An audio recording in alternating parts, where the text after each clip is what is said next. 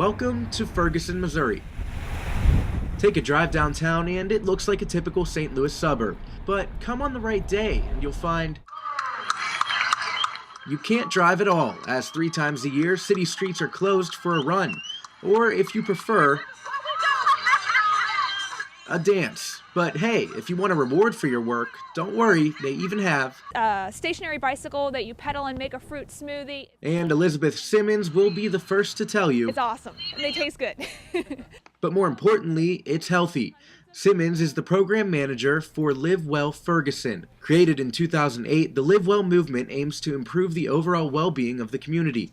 Through organized exercise and nutrition education, the program helps rid the city of health disparities, or the gaps that exist among the health and healthcare of a diverse population. It pulls in hundreds of people to enjoy physical activity in a stress-free environment. And what we've been seeing from this is that a lot of neighbors are getting to know each other. They're building these connections, these healthy social networks. Experts at Washington University in St. Louis praise the program for beating the odds in a city where a healthy lifestyle is hard to achieve.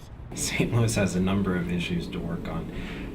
Primarily health disparities as they're patterned around socioeconomic status. I think St. Louis actually has a pretty large host of problems, unfortunately. Far worse health outcomes in terms of infant mortality, sexually transmitted infections, cancer and other chronic diseases, mental health and chronic diseases such as asthma, diabetes, hypertension. It's an extensive list with an even more extensive group of people affected. The most common ones people think about are racial disparities in health, those between blacks and whites or Hispanics and whites.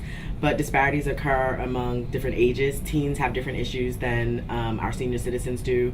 Our homosexual, transgendered population experience different barriers when they access health care. The biggest disparity is by income and education, so those are the ones that we tend to see that really matter most. That was once the case right here in Ferguson. If you look at a map of the St. Louis region, you'll see that the largest rates of hospitalizations for heart disease, diabetes, stroke, mental disorder are all concentrated in North St. Louis City and North and Mid St. Louis County, especially in these inner ring suburbs like Ferguson. So there's definitely a need for a program like Live Well Ferguson. In other parts of St. Louis, though, such programs don't exist, resulting in more health disparities and, in return, weaker communities. I had someone say to me, well, every grocery store has a produce section, and I had to say to him, not every community has a grocery store, right? So you're starting at a fundamentally different place when you're talking about people having access to stuff. Imagine living in a community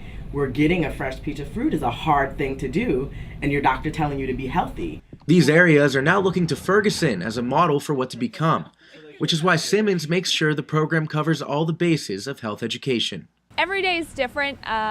It could be going with a group of youth on one of our bicycle club events where we learn about nutrition at the farmers market and then get to ride in parks and on trails throughout the region.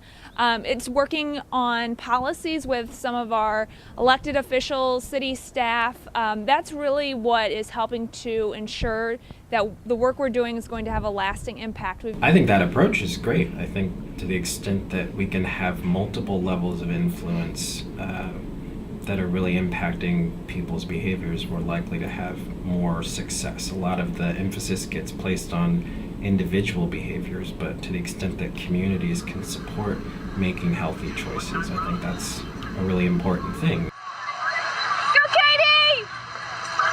For Stay Tuned, this is Joe Chiodo reporting.